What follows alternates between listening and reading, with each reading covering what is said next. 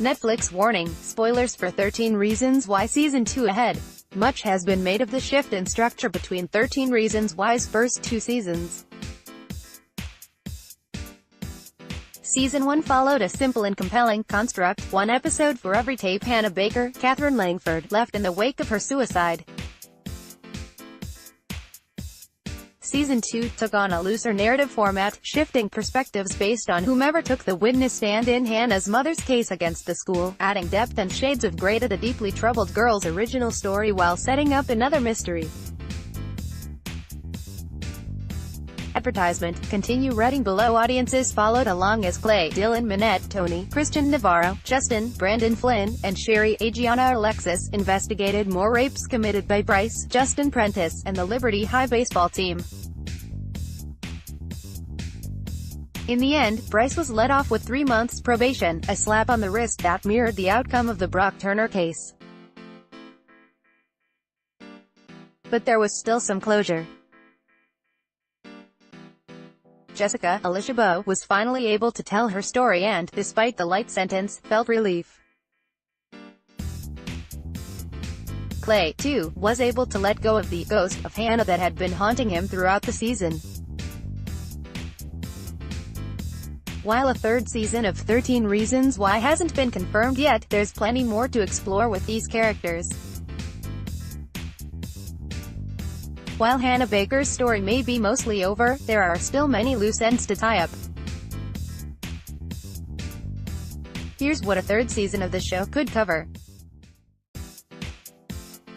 Advertisement. Continue reading below. The consequences of other sexual assaults at Liberty High. The assaults that took place in the clubhouse were committed by more than one player. We already know Nina, Samantha Logan, was raped by an older team member who no longer attends the school and remains nameless. There's also Monty, Timothy Granaderos, and the team's assault of Tyler in the Season 2 finale.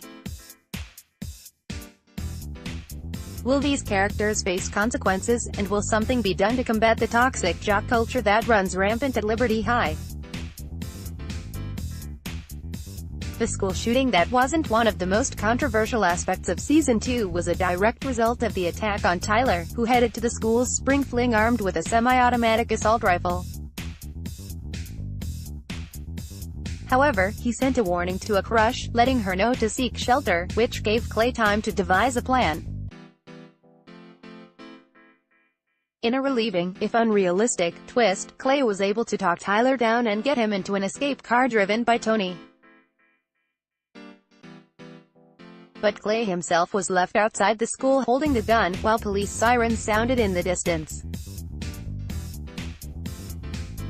Will Clay unjustly face consequences for possessing the weapon? One can only assume he didn't send Tyler away only to turn around and give his name to the police. Though there's no accounting for Zach, Ross Butler, Cyrus, Bryce Cass, Jessica, and Justin, who all know the truth. And what will happen to Tyler?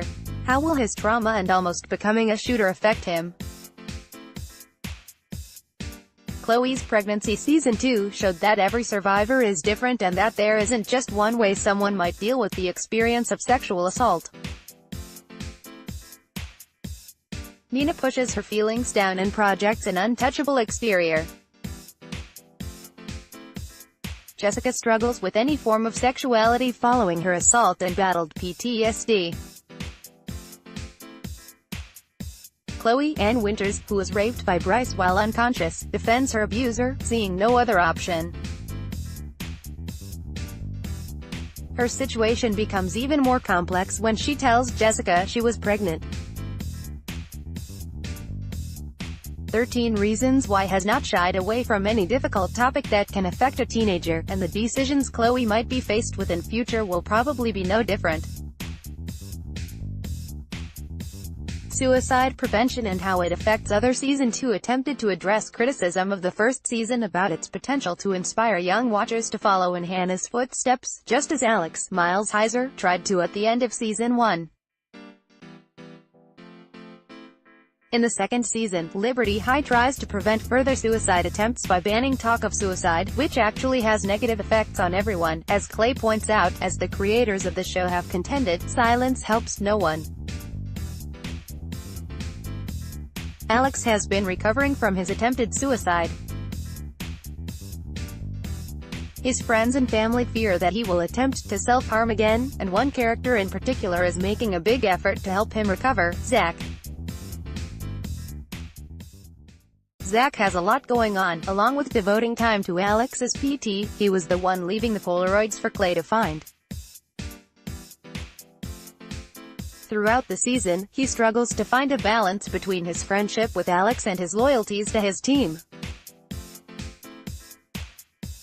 We also discover that he was in a serious relationship with Hannah the summer before their junior year.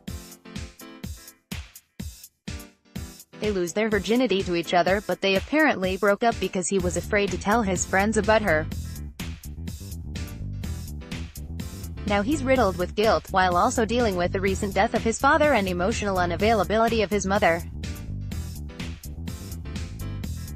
In one heart-wrenching moment, he tells his mother he's felt how Hannah felt, and she doesn't really engage with what he's saying. And by the end of the season, Zach's team knows that he's not on their side and that he took part in taking down Bryce, who departs the school with a veiled threat towards Zach. How will the gentle jock deal with all of this pressure? Advertisement. Continue reading below. Advertisement. Continue reading below. Jessica's spring fling. Jessica spends the majority of season 2 grappling with the rape she suffered at the hands of a school athlete, and the return of her complicit ex-boyfriend Justin. But by the finale, she seems to have fallen into a very sweet relationship with her best friend and other ex, Alex. But right before the spring fling is disrupted, Jessica finds Justin alone in a locker room and has sex with him. What does that mean for her budding relationship and her ultimate recovery? Justin's secret. Speaking of Justin, he is going to be adopted by Clay's family in order to keep him out of the system while he's on probation for his part in Bryce's rape of Jessica and fleeing the police. Yet his ongoing heroin addiction means he has secrets from the Jensens. Will he find help with the support of a new family?